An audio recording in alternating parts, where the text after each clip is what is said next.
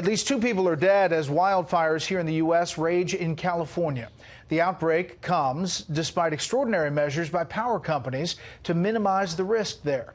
National correspondent William Jeunesse is live tonight in Porter Ranch neighborhood of Los Angeles. Good evening, William. Well, Brett, the fire began around 9 o'clock last night when the Santa Ana winds literally jumped over that ridge, raced into the L.A. basin, devastated this community while many slept. I could see the flames coming over that ridge. I said, we got to go. Everything's on fire up there. Everything, the houses, everything's on fire. It's bad.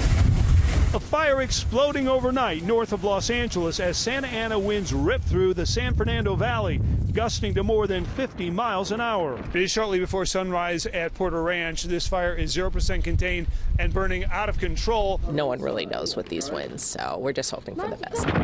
100,000 evacuated here and 2 fatalities. One, a man in his 50s, suffered a heart attack trying to protect his home.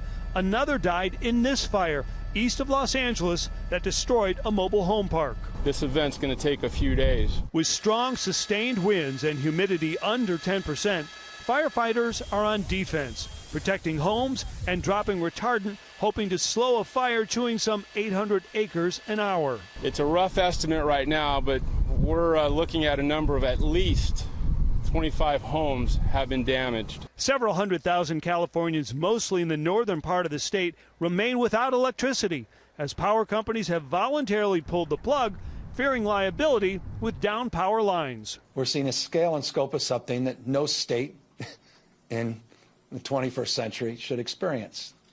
What's happened is unacceptable.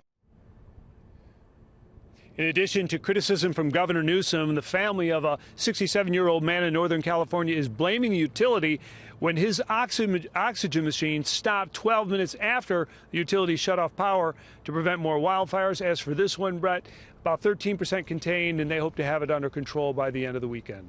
Back to you. Let's hope so, William. Thank you.